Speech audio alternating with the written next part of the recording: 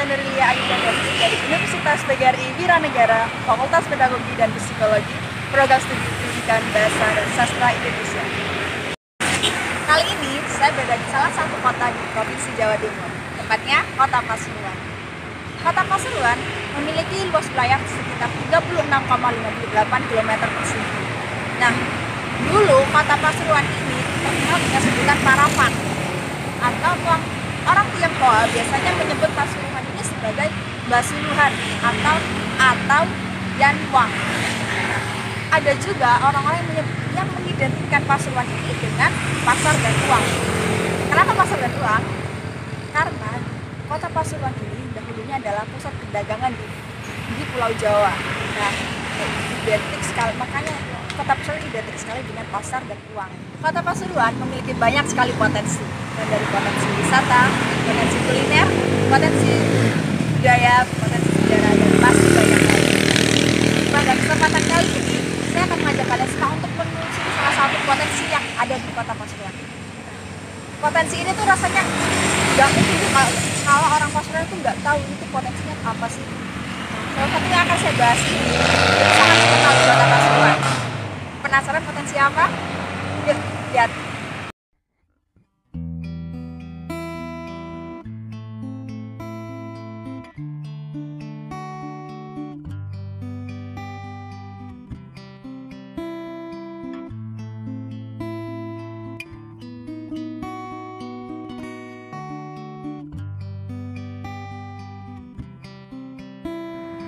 Jadi sekarang kita sudah sampai di Jalan Selaga. Di Jalan Selaga ini ada salah satu potensi yang sangat terkenal, yaitu sentra UMKM kue basah. Nah, di Jalan Selaga ini banyak sekali produsen apa? Industri kue basah itu sendiri. Jadi di Jalan Selaga ini adalah pusatnya para produsen kue basah.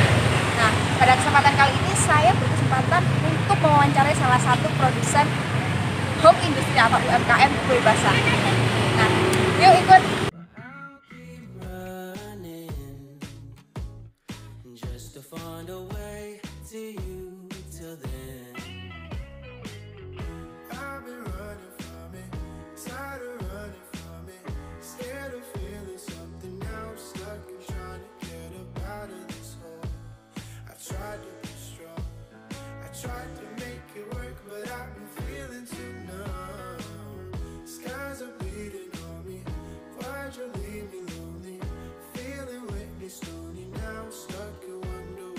Nah, sekarang kita sudah sampai depan rumahnya nih.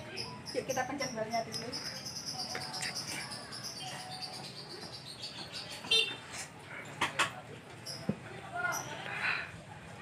Ya, ada yang bisa saya bantu? Bu, perkenalkan saya Nurilia dari Universitas PGRI Wiranegara. Boleh minta kesediaan waktunya untuk diwawancarai? Oh, baik, monggo silakan. Bu, kalau boleh tahu saya berbicara dengan ibu siapa di sini? Perkenalkan, nama saya Ibu Fatimah. Ibu ini sebagai apa, pemiliknya atau? Saya pemilik dari Risma Cake. Kalau boleh saya tahu, ibu mulai usaha ini sejak kapan, Bu? Kalau usaha ini saya mulainya tahun 2001. Jadi sudah sekitar 19 tahun. Lama sekali, Bu, ya? Hampir seusia saya, Bu, ya? Iya. Terus waktu 19 tahun yang lalu itu, kue apa sih, Bu, yang pertama kali dibuat dijual itu? Pertama kali saya membuat pastel. Terus setelah pastel ya laris, banyak peminatnya, akhirnya saya coba-coba membuat kue yang lain seperti lumpia, donat, terus lapis, ya macam-macam kue basah lah. Sampai sekarang itu kue basah aja kalau sama yang lain? Alhamdulillah kalau sekarang selain kue basah, kami juga menerima pesanan kue kering, terus tumpeng mini, dan yang sekarang lagi booming ini kue mini yang biasanya buat suguhan. Oh, Lamaran. itu Ya. mini gitu Bu ya? Ya, Gitu. ya, yang cukup sekali makan. Oh, langsung satu suapan gitu Bu ya? Ya, bener. Nah, pas pertama kali bikin Ibu itu les dulu apa otodidak atau keturunan atau gimana gitu? Sebetulnya gimana ya? Dulu orang tua saya ini ya membuat kue. Ya dulu karena terlalu sering membantu, akhirnya alhamdulillah saya jadi bisa. Terus setelah berkeluarga, saya mencoba untuk membuka usaha sendiri ya di tahun 2001 itu. Dan alhamdulillah sampai sekarang. Penjual itu kan pasti punya mangsa pasarnya sendiri-sendiri Bu ya. Nah, Ibu itu target pasarnya tuh yang seperti apa sih? Kalau kami ngambil pangsa pasarnya, targetnya menengah ke atas Mbak. Karena selain kita menjual rasa kue yang kita pastikan ya berkualitas, terus kita juga berusaha untuk memberikan apa ya, bentuk yang unik, yang lain dari penjual-penjual lain. Jadi itu bisa menambah minat pembeli sendiri dan itu juga punya nilai sendiri. Jadi dengan menambahkan kreativitas dan keunikan tadi itu bisa menambah nilai jual sendiri Bu ya?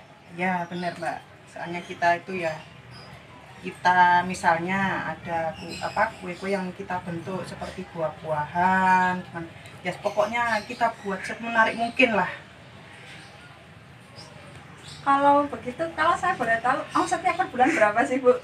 Aduh, kalau omset ini gimana Mbak ya, soalnya untuk ya seperti kami ini tidak tentu.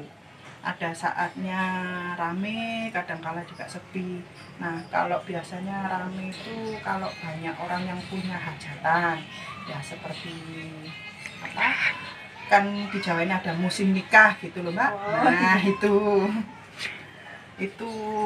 kalau kalau musim nikah itu bisa sampai 10 juta bisa, tapi kalau untuk saat ini bulan-bulan ini ya agak menurun karena ya adanya COVID ini juga. Ya, tapi ya alhamdulillah masih bisa berputar. Ya karena itu tadi kita harus pintar-pintar menarik pembelinya. Untuk yang saat ini insya Allah ya 6 juta itu Mbak.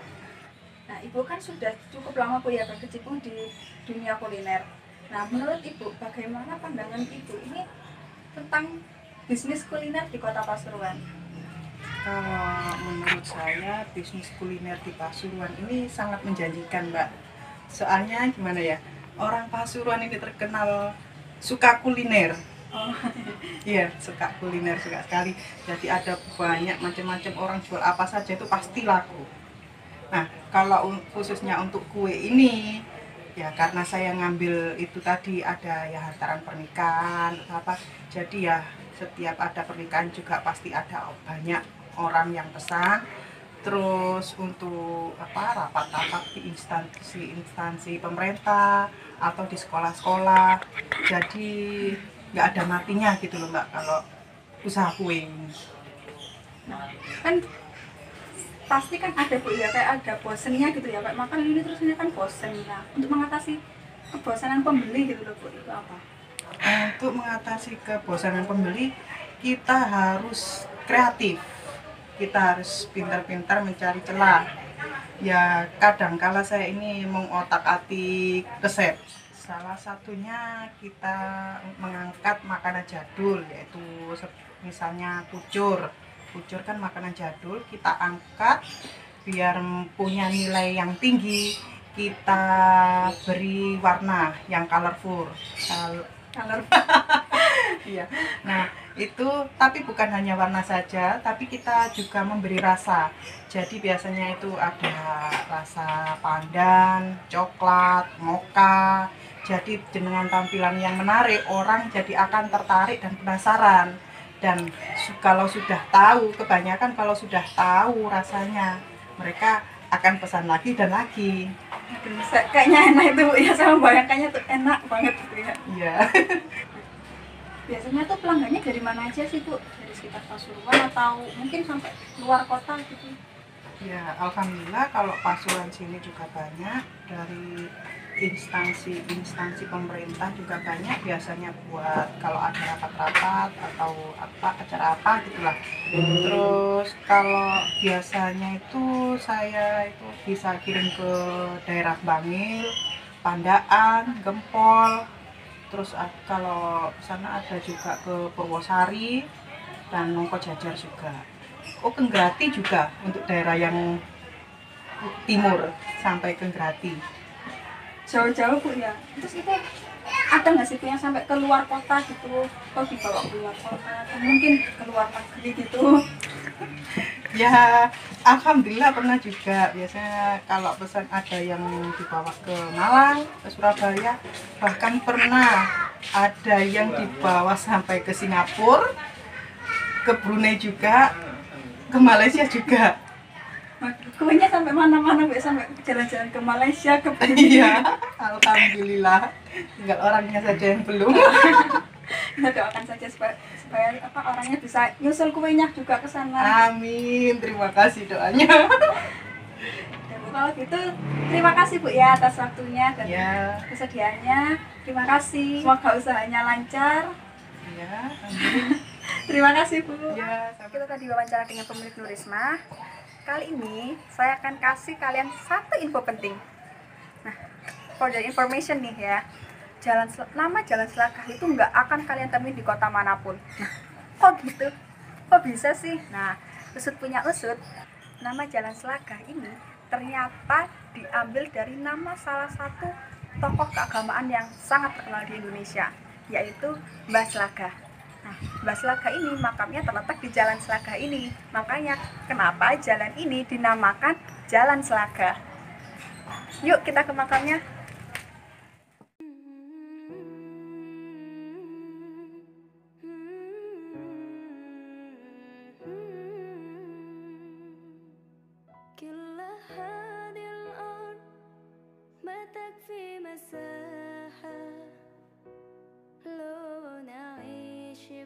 Sekarang kita sudah sampai di pintu selatan makam Mbah Selagah. Yuk kita masuk.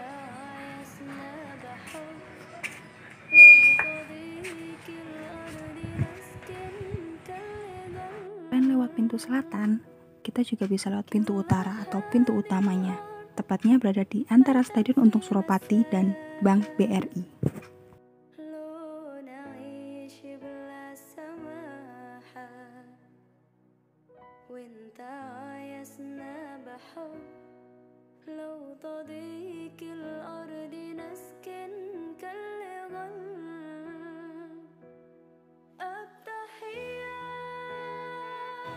Sekarang kita sudah berada di pintu utara makam Mbah Selagah atau pintu utama makam Mbah Selagah. Yuk kita masuk. Sayyid Hasan Sanusi atau yang lebih dikenal dengan nama Mbah Selagah merupakan salah satu pahlawan dan sekaligus kiai yang namanya cukup terkenal di Indonesia. Beliau merupakan ulama besar yang berjuang pada masa zaman Belanda. Beliau juga merupakan pendiri Masjid Al-Anwar atau Masjid Jami yang berada di sisi barat alun-alun kota Pasuruan. Nah, sebagai seorang kiai, beliau tidak pernah kenal lelah dalam melakukan syiar agama Islam di seluruh Pasuruan dan sekitarnya. Hingga akhirnya penyebarannya sampai di daerah Malang, hingga beliau mendapat julukan Selagah atau Singa Putih. Di dalam makam Mbah Selagah juga terdapat makam Dan Ayu Beri yang merupakan penolong beliau pada saat bersembunyi dari kejaran Belanda. Nah, setelah berkeliling di Jalan Selagah tadi, ternyata nggak kerasa nih ya, kita sudah berada di ujung video ini. Jadi saya Nurlia Ayu Pradadi mohon maaf yang sebanyak-banyaknya jika ada perbuatan perkataan yang kurang berkenan di hati kalian semua. Saya mohon maaf. Wassalamualaikum warahmatullahi wabarakatuh. Oh iya, dan jangan lupa tunggu video-video saya selanjutnya dan jangan lupa like, komen, dan subscribe. Terima kasih.